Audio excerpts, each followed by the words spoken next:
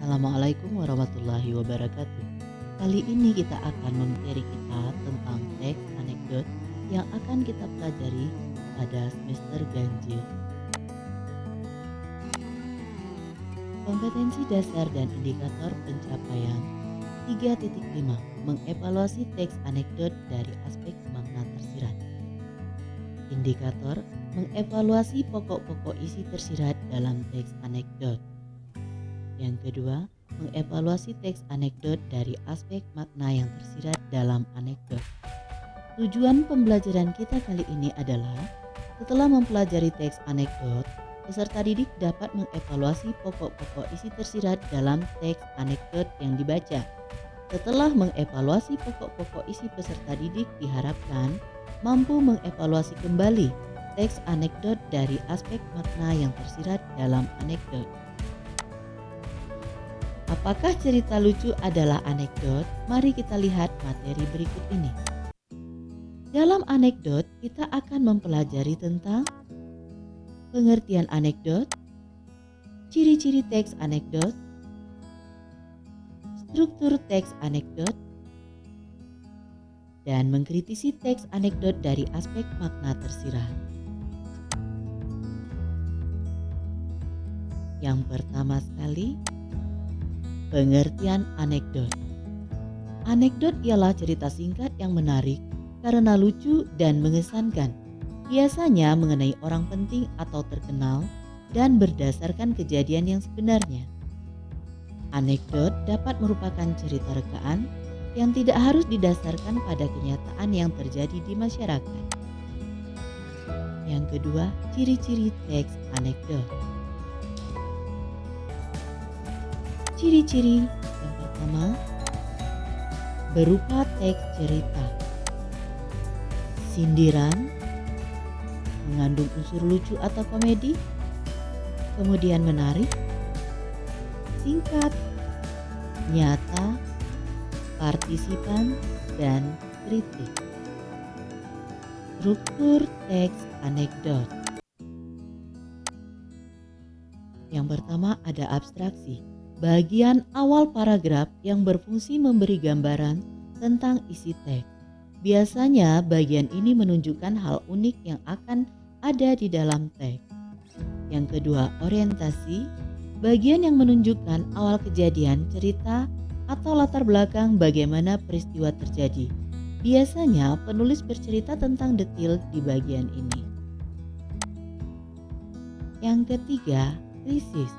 Bagian di mana terjadi hal atau masalah yang unik atau tidak biasa terjadi pada si penulis atau orang yang diceritakan. Keempat, reaksi. Bagian bagaimana cara penulis atau orang yang ditulis menyelesaikan masalah yang timbul di bagian krisis sebelumnya. Selanjutnya, koda. Bagian akhir dari cerita unik tersebut bisa juga dengan memberi kesimpulan tentang kejadian yang dialami penulis atau orang yang ditulis. Mengkritisi teks anekdot dari aspek makna tersirat. Seperti kita lihat pada kecelakaan karambol. Nah, di sini ada seorang guru mata pelajaran bahasa Indonesia di sebuah sekolah menengah atas akan mengajar. Guru tersebut bernama Pak Dayat. Hari ini Pak Dayat akan mengajar di kelas 11 MIPA 1. Saat memasuki kelas, suasana kelas biasa-biasa saja. Assalamualaikum, selamat pagi semua, sapa Pak Dayat. Ketika memulai pembelajaran, Waalaikumsalam warahmatullahi wabarakatuh. Selamat pagi Pak, jawab murid-murid secara bersamaan. Hari ini kita akan mempelajari mengenai cerpen. Sebelum kita masuk ke pokok pembahasan, siapa yang sudah tahu apa itu cerpen? Tanya Pak Dayat. Cerita pendek Pak, sahut seorang murid. Iya, benar. Yang lainnya ada yang tahu? Tanya Pak Dayat lagi. Tidak ada yang menjawab. Pak Dayat pun segera menjelaskan tentang materi cerpen. Setelah Pak Dayat menjelaskan kepada murid-murid, akhirnya murid-murid mengerti tentang cerpen. Jadi, sekarang kalian telah mengetahui tentang cerpen. Sekarang, Bapak minta kalian untuk membuat sebuah cerpen tentang berita yang sedang hangat, yaitu kecelakaan karambol. Bapak memberikan waktu selama 45 menit Setelah itu, salah satu dari kalian akan Bapak tunjuk untuk membacakan cerpen buatannya di depan kelas, kata Pak Dayat. Mengerti? Lanjutnya. Mengerti Pak, seru murid-murid dengan kompak. 45 menit kemudian. Ya, sudah 45 menit ya anak-anak, sudah selesai? Ya Pak, Dayat ketika ia bangkit dari kursinya. Sudah Pak, jawab murid-murid. Dan ada salah satu dari mereka yang menjawabnya dengan lantang. Oke, kamu Alwi, tolong bacakan di depan teman-temanmu cerpen yang kamu buat. Silahkan maju ke depan, kata Pak Dayat sambil menunjuk Alwi. Seorang murid yang menjawab pertanyaan Pak Dayat dengan lantang. Alwi bangkit dari kursinya dan segera ke depan untuk membacakan cerpen buatannya. Suatu hari, Andre dan teman-temannya sedang bermain karambol di teras rumahnya yang berpapasan langsung dengan jalan umum. Salah satu temannya yang bernama Doni bermain dengan semangat, hingga karambol yang dimainkan Doni terpental ke jalan.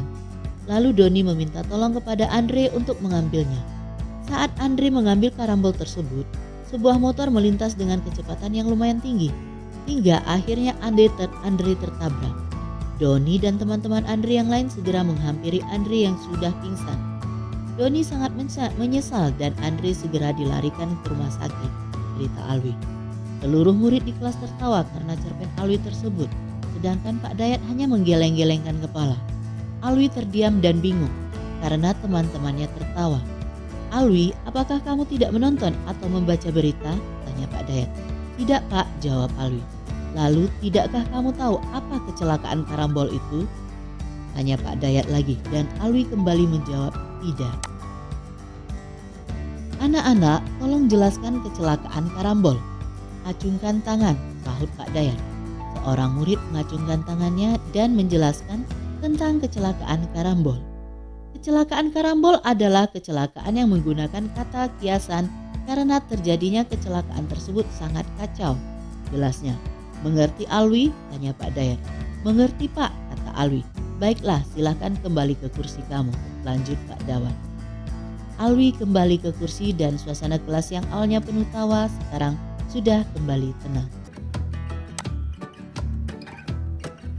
Pembahasan bagian-bagian teks anekdot terdiri dari abstraksi.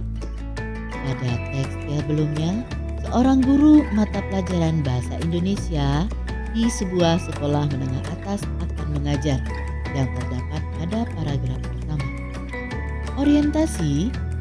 Saat memasuki kelas, suasana kelas biasa-biasa saja terdapat pada paragraf kedua. Krisis.